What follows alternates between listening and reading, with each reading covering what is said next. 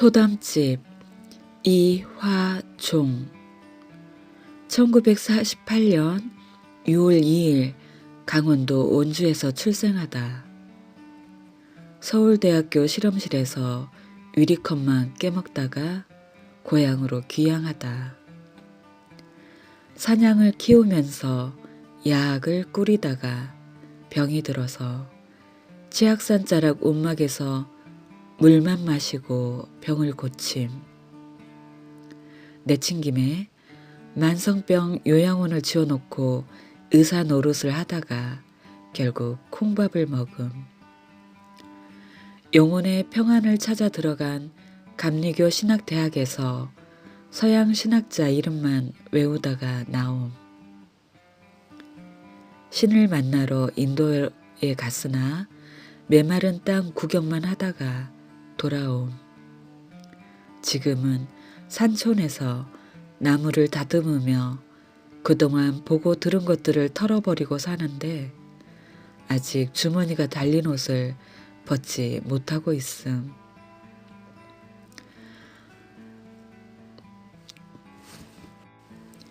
삶의 지혜, 즉 살아가는 방법은 호흡과 같다. 먼저 숨을 깊이 내쉬면 허파에 진공을 채우려고 신선한 공기가 딸려온다. 편히 잠들면 호흡이 절절로 되지만 욕심으로 흥분하면 먼저 들여 마시려 하니 호흡이 급해진다. 출입구는 먼저 나간 다음에 빈 공간이 있어야 들어올 수 있다. 입출문이라는 표현이 없는 것도 이 때문이다. 나가지 않고 먼저 들어온 자는 도둑밖에 없다. 굴뚝으로 연기가 나가야 아궁이로 공기가 빨려 들어가 방이 따뜻해진다. 반대가 되면 눈물만 나고 방이 차다. 항문으로 굵은 똥을 내보내면 자연스레 입맛이 난다. 그러나 내보내기 전에 계속 먹으면 변비가 된다. 변비가 심하면 결국 중병이 되어서 앓아 눕게 되고 식욕이 끊긴다. 그래서 며칠만 굶으면 숙변이 자연히 나와서 건강이 회복된다. 이런 자연의 이치만 따라가면 병은 없다. 바람이 부는 것도 더운 공기가 상승하여 빈자리를 채우려고 찬 공기가 흐르는 것이다. 나무도 잎, 열매에서 수분, 양분이 소모되므로 뿌리에서 빨려 올라가는 것이다. 뱀은 겨울 동안 자신을 비우는 동면을 했으므로 남을 제압할 만한 힘이 만들어지듯이 우리 마음도 질투, 욕심으로 꽉 차서 혼란스러우면 미치게 되지만 이런 잡념을 털어버리면 평안으로 깨끗한 천국이 된다. 결국 출구를 열고 입구를 열어 막힘을 없게 하면 자연의 흐름이 계속되어 건강과 평화가 온다. 집의 벽을 흙으로 통하게 하고 옷을 헐렁하게 입고 몸도 땅을 밟고 숲속으로 쏘다니면 육신이 건강해지고 마음은 자연스럽게 편안해진다. 어디로 갈까? 풀, 나무가 자라고 들짐승이 있는 곳이면 모두가 명당이다. 내가 머릿속에 명당을 그려놓고 자연을 끌어들이려는 것이 문명의 시작이요 욕심의 연장이다.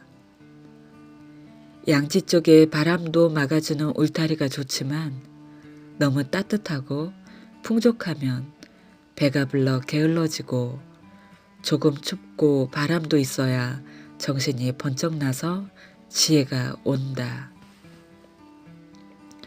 열대지역에는 덩치 큰 동물이 살고 히말라야에는 성자가 산다. 소나무는 양지 쪽에 있고 진짜 나무, 참나무는 음지에 있다.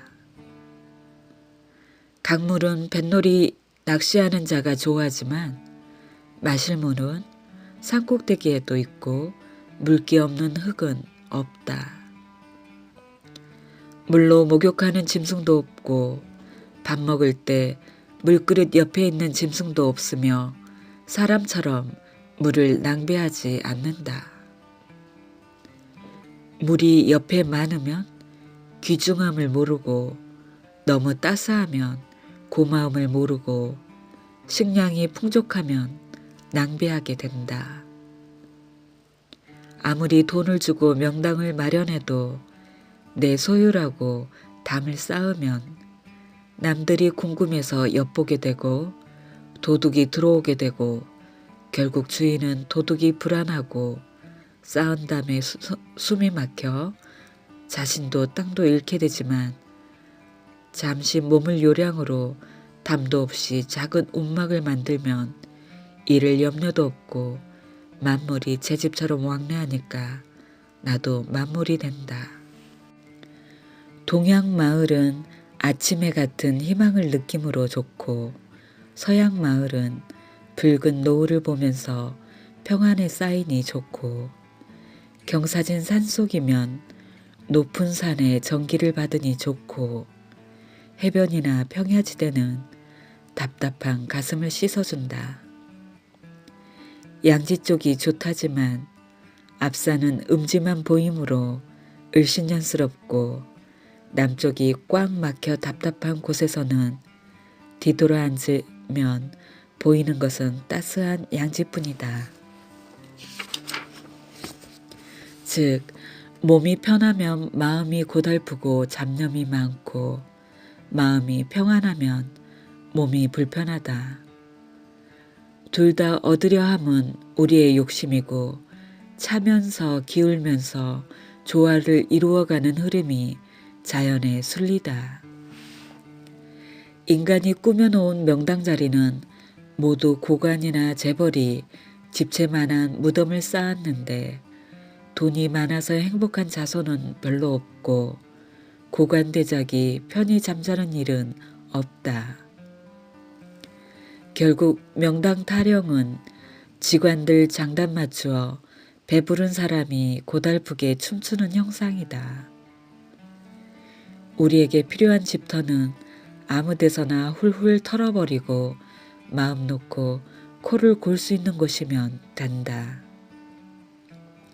그러나 장소를 정한 다음 집터를 잡을 때는 습지나 물기는 피함이 좋다. 닭, 토끼, 개가 잘 자라는 곳, 고추, 담배 등 마른 곳에 잘 자라는 풀을 심고 그 풀이 잘 자라는 곳이면 좋다. 겨울에 눈이 먼저 녹는 곳도 따스한 마른 땅이다. 그러나 스스로 찾는 방법도 재미있다. 우리의 오감을 잠재우고 나면 영이 맑아 활동을 하게 된다. 이것저것 보고 들으면 잡념 때문에 골이 아프고 배부르게 먹거나 술이 취하면 생각이 무디어지고 육체가 힘들면 몸이 피곤하여 정신이 흐려진다. 이런 때는 스스로 집터 고르기 힘드니까 직관을 찾거나 책을 뒤적이게 되지만 신통치가 않다. 그러므로 일주일 정도 단식을 한 후 미음 정도 먹을 수 있을 때면 심신이 맑아지고 미음만 먹어도 힘이 나므로 전에 생각해 두었던 장소에 가서 텐트를 치고 하루 정도 머무른다. 기분이 편안하면 그곳이 명당이다. 친구 만난 듯 잠이 잘 오고 무서워지거나 호흡이 급하지 않다면 나에게 좋은 곳이다. 강물이 급하게 흐르는 경사지나 모퉁이에 있으면 물이 주위의 기운을 빼앗아가므로 불안해진다. 그러나 굴곡을 지나서 완만히 흐르는 여울에 서면 강폭이 넓어져서 주위의 기운을 풀어주는 곳이므로 마음도 평안하고 땅도 비옥하다. 이런 기운을 예민하게 느끼려면 느낌을 방해하는 과식, 피로, 고민이 적은 상태, 즉 단식이나 과일 주스로 며칠간 심신을 정화한 후 체험해 보면 된다. 각자 개성이 다른데 어떻게 명당이 정해져 있고 남이 골라줄 수 있겠나. 우리는 진선미를 말한다. 미는 누가 만들어준 틀에 고운 칠을 한 것이다. 부모로부터 만들어진 얼굴을 예쁘게 가꾸면 아름다울 미이다. 집 창문도 공장 기계로 깔끔히 만들면 아름다운 집이 된다. 그래서 젊은이는 아름다움을 찾아다니고 세련된 집을 찾는다. 중년이 되면 집도 실용성을 중요시하고 생활도 남을 도와주며 착하게 사는 것을 꿈꾼다. 그러나 장년이 되어 세상 경험을 터득하면 아름다운 것에는 곧 실증이 왔음을 경험했고 아무리 착한 마음으로 봉사 생활을 해보았지만 마음속에 진실함이 없이는 위선이요 공허함도 느꼈다. 그러므로 누가 욕을 하더라도 있는 그대로 볼 수 있기를 바라고 자연 그대로 살고 싶고 집 창문도 정교하게 다듬지 말고 지게다리처럼 어수룩한 것이 좋아진다. 어수룩해야 거짓이 없고 늘 보아도 실증나지 않는다. 참으로 오묘한 지혜가 있다. 한 짐을 지면 보통 60kg인데 어깨, 등, 허리, 엉덩이에 무게가 골고루 분산되므로 등짐이 가능하다. 나무짐을 계속 지는 할아버지는 특히 눈과 귀가 밝고 창자가 맑다. 똥이 굵다. 띰띠기나 욕도는 1등을 위해 건강을 위해 억지로 하는 거로 그 목적 1등이나 건강이 흐려지면 자동으로 포기하여 늙어서까지 계속하지 못한다. 그러나 촌부가 나무쯤을 지는 것은 다른 목표를 위한 지겨운 노동이 아니라 밥 갈고 밥 먹고 잠자는 일과 똑같은 사는 일, 삶이다. 좀 무겁게 한 짐 지고 오자면 어깨도 조여오고 허리도 아프고 허벅지, 종아리, 발목, 발바닥 모든 곳이 아프고 콧등으로 땀이 흐르지만 집에 와서 짐을 내리는 순간 모든 것이 시원히 풀린다.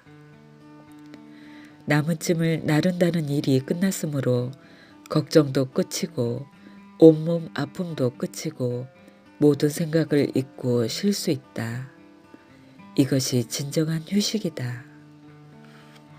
아무리 걱정이 있어도 한낮에 밭을 메거나 지게를 메고 산으로 가면 마음이 편하다. 자연의 포근함에 안기어서 그렇거니와 쪼그리고 앉으면 장단지, 허벅지의 정맥피가 빨리 허파 염통으로 가서 맑게 정화되고 깨끗해진 마음으로 깨끗한 곡식, 땅을 만지니 구름 같은 망상 때문에 생겼던 탁한 피는 맑아지고 맑은 정신으로 솔밭을 지나며 새 소리를 들으니 걱정스럽던 구름은 흩어지고 밝은 하늘만 보이는 것이다. 등산이 좋은 까닭도 하지의 탁한 피를 빨리 돌려보내어 맑게 하기 때문이다. 그러므로 건강도 덤으로 온다. 하지, 특히 발목이 튼튼하고 다리에 힘이 붙으면 할아버지가 되어도 눈이 흐려지는 일, 잘 안 들리는 일, 노망으로 손을 떠는 일, 똥을 만지는 일이 절대로 없다. 장래를 염려하며 실내에 변소를 둔다거나 병원 가까이 집을 구한다거나 보험을 들으면 그 염려 때문에 앉아 똥 싸는 일이 생기게 되고 밤중에 병원 갈 일이 생기고 보험사고를 당한다. 내가 그토록 근심하며 마음 쓰는 일은 꼭 일어나고야 마는 것이 자연의 법칙이니까. 인디언 격언에 10,000번 생각한 일은 꼭 이루어진다고 한다. 우리는 무심한 몸짓을 통해서도 마음속의 징조를 알 수 있다. 머리가 아프면 눈이 감기고 손이 머리로 간다. 골치가 아프면 쭈그리고 앉아 손이 턱으로 간다. 이때는 이빨이 아파서 손이 닿는 곳과는 다른 턱 밑이다. 두통과 고민은 같은 머리 쪽 문제 같지만 전자는 육체의 아픔이요 고민은 영혼, 정신의 아픔이다. 쭈그리고 앉아서 턱을 고이면 영혼이 맑아진다. 치매가 들리면 수전증이 오거나 머리가 흔들린다. 그러다가 쭈그리고 앉아 똥을 싸고 그것을 벽에 바르고 맨정신으로는 그런 짓 못하니까 며느리가 들어오면 동생이 왔느냐 웬 손님이냐 하고 딴소리를 한다. 수전증, 떨림은 내 몸 어디엔가 막힌 곳이 있으니까 좀 뚫어달라는 몸의 신호이다. 문틈에 손가락이 찧으면 그냥 들고 떨지 않는가. 떨다 보면 그곳에 놀라서 막힌 피가 통과되어 흐르기 때문인 것처럼 머리와 직결되는 소장, 대장이 똥으로 막혔으니 아무리 손발 머리로 떨면서 구원을 청해도 깨닫지 못하니 최후로 정신을 잃게 해놓고 똥이 차면 머리가 맑지 못하다가 정신이 흐려져 미치는 것이 당연한 코스이다. 제 손으로 똥을 파서 벽에 발라놓는다. 똥을 싸고 나면 좀 시원하고 정신이 돌아오는데 그때 벽에 똥을 보고 깨달으라는 신호를 우리는 너무나 모르는 채 나 또 그러면 어쩌나 하고 병원, 보험 생각뿐이니 틀림없이 그렇게 되는 줄 알라. 좌우간 똥만 김밥같이 하루에 2차례 배설하고 나면 세상이 달라지고 먹구름 낀 날에도 그 너머 푸른 하늘이 있음을 믿게 된다. 이렇게 지게도 지어보고 똥도 퍼서 밭에 뿌려보고 찬밥이라도 새똥 된장으로 달게 먹다 보면 라면 생각도 안 나고 라면을 먹어도 큰 탈이 없으리라. 미국 사람 리어링은 이렇게 살다가 맑은 정신으로 단식을 하면서 죽었다. 그의 마지막 말은 굿이었다. 자신이 이 세상에 도움이 안 되면 스스로 물러간다. 유영모, 함석헌의 스승도 그렇게 끝맺으려고 산으로 갔었다. 최흥종 광주 목사도 늙어서 기력이 없어지자 남 신세 안 지고 얼마나 사나 하며 물만 먹다 보니 3달이 지나서야 죽더란다. 부모님들도 밥 먹기 힘들어서 아들은 취직하기를 바랬고 밥 매다 보니 허리는 꼬부라지고 신경통, 관절염으로 무릎조차 병이 들었다. 들풀 중에 수확이 많고 맛있는 벼 씨앗을 받아서 한 곳에 뿌려놓고 크기를 바라는 것이 우리의 논밭이다. 벼의 입장에서 보면 산촌에 띄엄띄엄 살고 싶은 곳에 있는 것을 아파트처럼 한 곳 논에 모아놓고 기르는 형상이므로 완전히 감옥 생활이고 영양을 따지면서 자꾸 먹이니까 비료만 먹고 덩치만 커지고 쓰러진다. 사람이 도시 아파트에서 고생하는 것이나 토종 들풀이 논의 밀식당에 약 범벅이 되는 것이나 똑같다.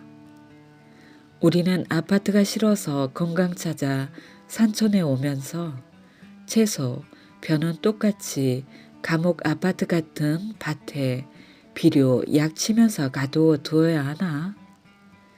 유기농법, 자연농법, 과학농법, 무슨 법자가 붙으면 규칙적으로 구속을 가한다는 뜻이므로 진리에는 멀리 있다. 풀 열매에게 자유를 주면 억압이 풀려서 풍성해진다. 잠시 후에 더 생각해보자. 양계장의 닭의 신세가 틀림없는 감옥생활이다. 그러나 앞마당의 병아리를 보고 불쌍하다고 느끼지는 않는다.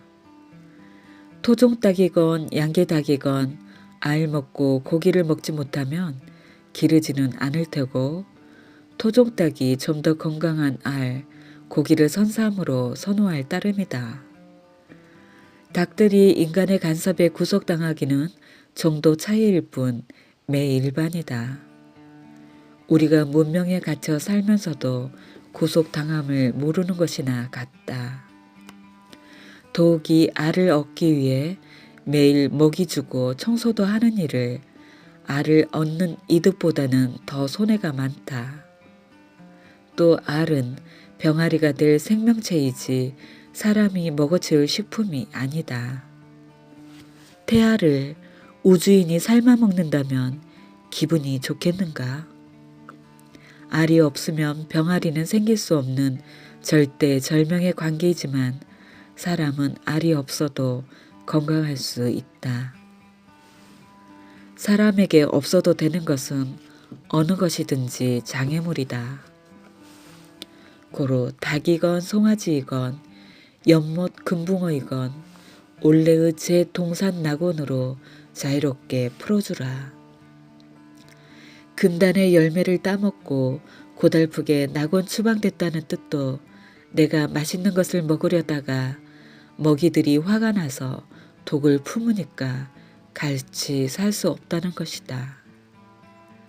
그들을 내 먹이로 잡지 말고 풀어주어야만 사람은 장애 없이 더 큰 즐거움에 임한다. 소가 퇴비를 만들어준다고 우기겠지만 소똥은 소의 모기가 자라는 풀밭으로 가야 되고 요즘처럼 밭일에 기계가 쓰이는데 밭도 갈 일 없이 소만 먹이는 것은 손해만 본다. 열대어가 어항에서 할딱거리거나 선인장이 화분에서 시름시름 앓고 있는 것을 보면서도 별 느낌이 없다면 완전히 이기심에 빠져 있다고 보아도 틀림없다. 당장 장롱 속에 빵과 물병만 들고 들어가 몇 시간을 살아보라. 내가 남의 입장이 되는 것이다. 아들도 되어보고 지렁이도 풀도 물도 공기도 되어보는 일이 가능하다. 시골에 살면서 그들과 친구로 한 통에서 살면 된다. 같이 있는 시간, 생각하는 시간이 길어지면 나는 그것이 된다. 집 지키는 강아지도 감옥 생활이기는 똑같다. 세상에 개가 짖어대는데 그것 하나 해결 못하고 침입하는 도둑놈이 몇이나 되며 도둑이 무서워서 비상벨을 설치할 정도의 재물 때문에 벌벌 떨기보다는 훌훌 털어버리고 초가집에 살면 된다. 동물을 잡으면 번식조차 못하지만 풀잎 채소를 따면 그곳에서 두 입에 싹이 난다. 알곡은 스스로 떨어진다. 아무리 육식을 좋아해도 칼을 주고 돼지 목을 찌르려 하면 도저히 못할 것이다. 고기를 먹거나 돼지를 잡는 일은 똑같은 살생이요. 내가 하기 싫은 일을 남에게 시키는 일도 비겁한 일이다. 부처님도 예수님도 같은 말씀이다.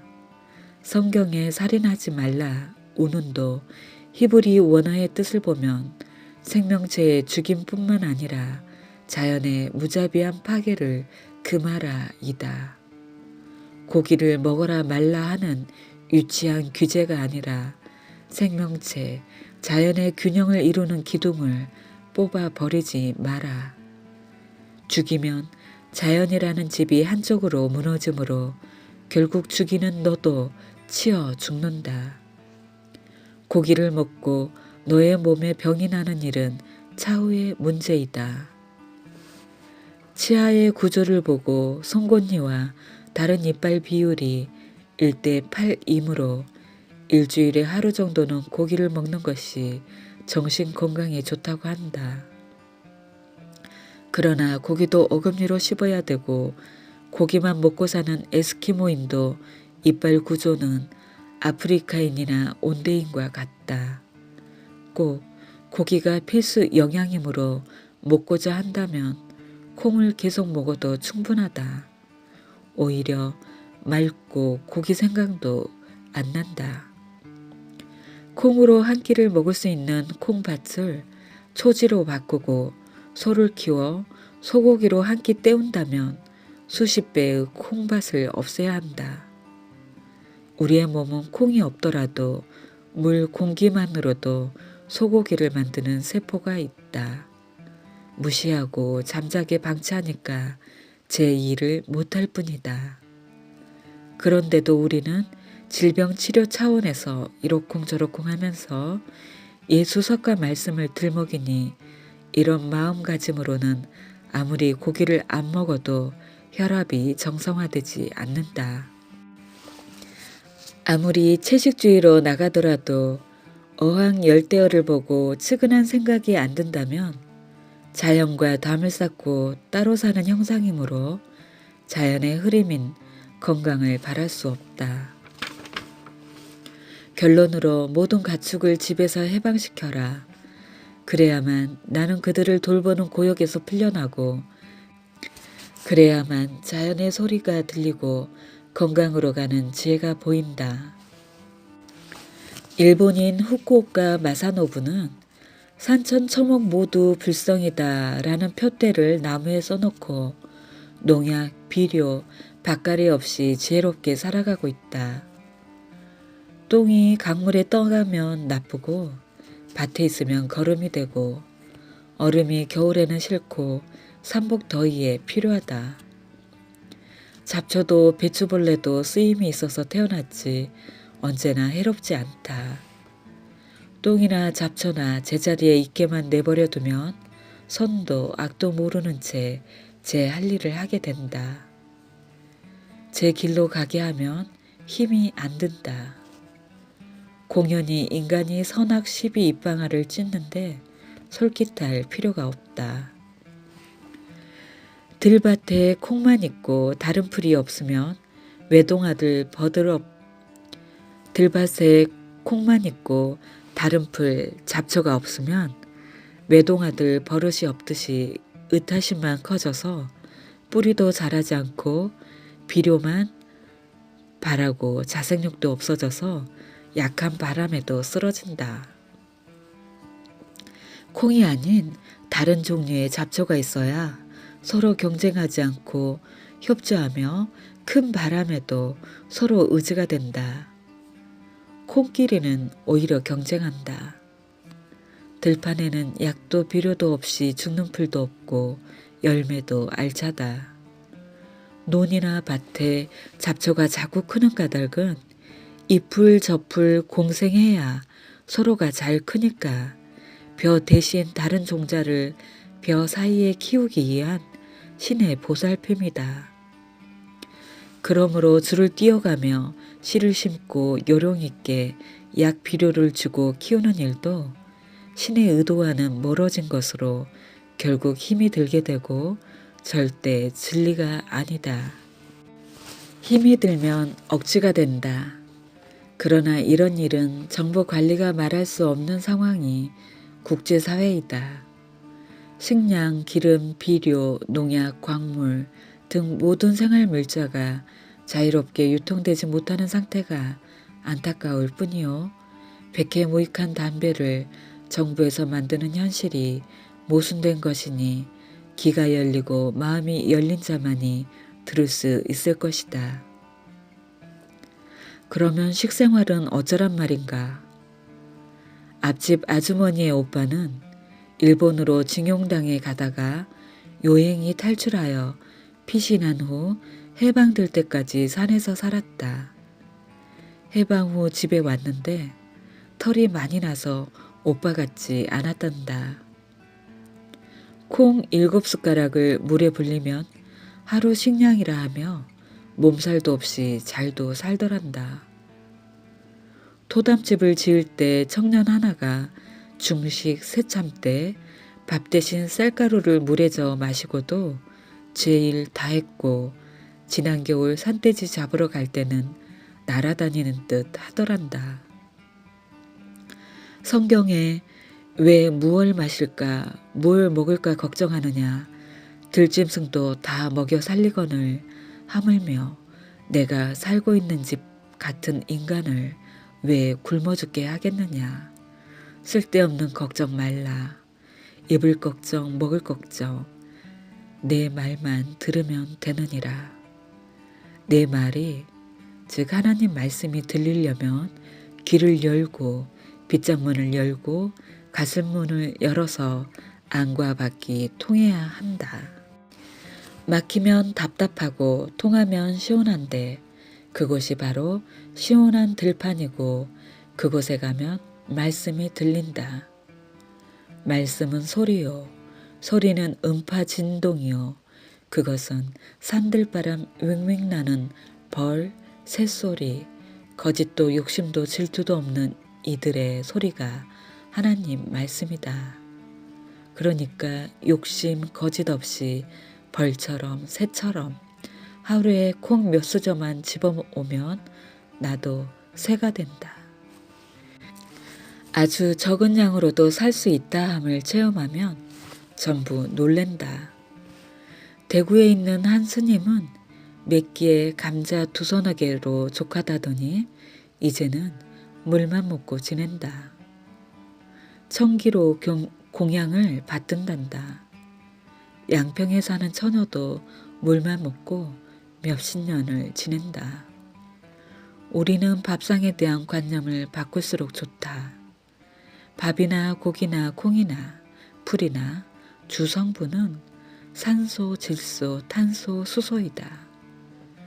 공기나 물이나 나무나 몸의 구성요소도 산소, 수소, 질소, 탄소이다. 형태만 다를 뿐 근본 요소는 꼭 같으므로 식사에 얽매이지 말자. 밥은 한 달 굶어도 견디지만 물은 며칠 없으면 위험하고 공기는 10분만 없어도 죽는다. 제일 귀한 밥은 공기뿐이고 가장 흔한 것일수록 우리 몸에 좋다. 공기가 그렇고 물이 다음이고 풀이 다음, 곡식, 고기 등으로 이어짐을 생각하면 먹는 걱정이 사라진다. 가장 소중한 것은 모두 만질 수도 없고 보이지도 않는다. 몸에 가장 소중한 공기가 그렇고 행복, 평안, 사랑, 하나님, 불심 모든 것이 물체로 경직되지 않는다. 우리가 귀중히 여기는 나도 결국은 볼 수도 없고 만질 수도 없다. 나의 귀, 나의 눈, 내 생각 이때의 나는 물질의 나가 아니다. 주체도 대상도 그 핵심은 모두 무형의 흐름일진데 우리가 무엇을 먹을까, 어디에 살까, 무엇을 할까 너무 걱정할 필요가 없다.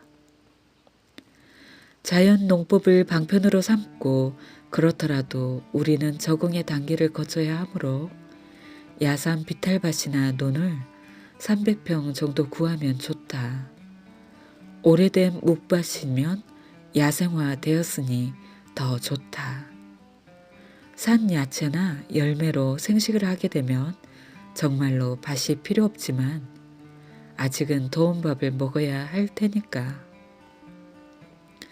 산밑에 검은 흙이나 풀이 많은 밭둑에 심은 콩은 싱싱하게 자라는데 대머리 같은 밭에 심은 콩은 절대로 크지 않는다. 농약으로 땅이 메말라서 지렁이조차 살 수 없는데 비료 아니면 곡식이 클 깔딱이 없다. 그러나 생명력이 강한 풀은 살아난다. 이 풀을 잡초라 부르고 부잣집 외동아들같이 힘없고 의지만 하던 콩은 잡초에 치여 꼬부라지고 벌레가 한 입만 갈아먹으면 그냥 쓰러진다. 산골 애들은 콜록거리면서도 썰매를 타지만 도시 어린이는 감기에 누워버리는 것처럼 말이다.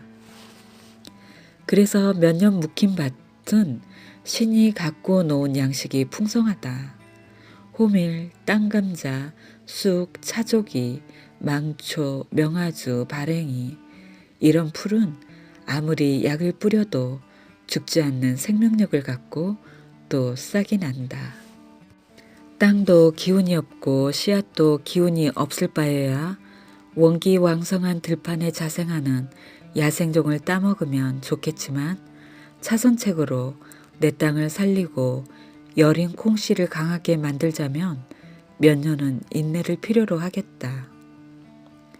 잡초를 그냥 두고 늦가을에 호미를 뿌리든가 해서 땅에 늘 옷을 입혀 물기가 마르지 않게 하면 곰팡이, 지렁이, 두더지, 참새, 까치 들이 돌아다니며 똥도 싸놓고 흙도 갈아주고 그래서 흙은 살아나고 이럴 때 콩, 팥, 고구마, 감자, 고추, 배추 할 것 없이 여기저기 심어보면 자랄 만한 장소에서만 알맞게 커갈 것이다. 제대로 위치를 정하여 줄기차게 올라오는 잡초는 아직 경쟁 상대가 아니므로 뽑아버리지는 말되 콩, 배추가 햇빛만 잘 쪼일 수 있도록 적당히 높여 꺾어 놓자. 특히 잡초가 웃자란 곳만 작업하게 되면 300평 정도라도 오전으로 마칠 수도 있고 이렇게 서너 차례 조정해주면 콩도 배추도 들깨도 고추도 스스로 왕성해져서 사람 손이 안 가도 된다. 너무 밀식하여 자라면 공기가 통해야 되니까 오다 가다 병들어 죽게 되지만 죽어야만 옆에 콩이 공기, 햇볕을 충분히 받아 건강해지는 자연의 조화이므로 걱정할 필요 없다. 뜨거운 낮 시간에는 밭에 갈 필요가 없다. 뱀 같은 차가운 동물이 몸을 말리려고 땅 위로 올라와서 오수를 즐기는데 인기척이 나면 깜짝 놀라서 발목을 깨물 수도 있거니와 모든 풀잎들이 태양 에너지를 받아들이기에 정신없이 바쁜 시간인데 사람이 들어가 소란을 피우면 짜증이 날 것이다. 이런 때는 그저 미루나무 밑에서 참외를 깎다가 낮잠을 자면 된다. 그것이 농원종원을 돕는 일이다. 그런데도 사람들은 뱀에 물릴 경우를 대비하여 해독병원을 알아두고 응급 해독 방법을 공책에 적어두고 해독 물질을 상비약으로 준비하느라 야단 들이다가 막상 뱀을 보면 죽일 놈이라는 생각에 몽둥이를 찾는다. 그러나 뱀에 물려 죽는 농부는 거의 없다. 벌에 쏘여 죽는 사람이 더 많을지 모른다. 자연에 살아가는 생명체를 놀라게 하지 않고 자기 일에만 정신 팔지 않으면 뱀도 안 보인다. 인도 간디는 몇십 명의 소년들과 같이 독뱀이 우글거리는 밭에서 밀 농사를 짓고 그 강둑에서 살았지만 뱀에 물린 소년은 없었다. 간디 얘기 하나만 더 하자. 간디 합숙소에는 어느 곳이나 돌 절구악이 있다. 복도 기둥 옆에 누구나 잘 보이는 곳에 봉당 바닥과 같은 높이로 구멍 판 돌을 묻어놓고 아이들이 교대로 다리를 벌리고 앉아서 밀을 빻았다. 한 무리는 운동을 하고 한 무리는 밀단을 나르고 한 무리는 밀을 빻고 한 무리는 밀빵을 만들고 꼭 벌들이 일하는 것 같다. 산속의 농원의 삶 같다. 저녁 무렵 정원으로 가면 뱀도 왕벌도 제 집으로 갔으니 뱀 벌을 놀랍게 하지 않고도 옥수수를 꺾고 와서 오늘 저녁은 별미 파티가 된다. 이렇게 자란 옥수수는 30년 전의 옛날 맛 그대로이다. 감자도 작지만 옛날 맛이다. 밭이 옛날 밭이니까. 옥수수 삶은 솥에서 김이 모락모락 올라온다. 대들보에 거미가 줄을 타고 쪼르르 내려온다. 너무 뜨거워 금방 되돌아간다. 반딧불도 천장을 돈다. 옥수수 김으로 좀 요기가 됐을까? 아무튼 이놈들도 토담집에 살고 있는 생명체이므로 우리 가족이다. 천장 속의 들고양이도 나를 도우며 쥐몰이를 하며 방을 얻었고 까치도 옆에 사는 대가로 새벽마다 잠을 깨운다. 문을 쪼아 깨우다가 실증이 나면 소리를 깍깍 지른다. 대추나무는 한여름 지나면서부터 줄곧 벌잔치를 지른다. 왕벌, 땡비, 각종 벌들이 윙윙대는 틈으로 산새들도 애무한 풋대추 알을 쪼아본다. 나무 토막으로 쌓은 중방 사이는 다람쥐의 집이 되어서 무말랭이, 대추 이것저것을 나르느라고 정신 못 차린다.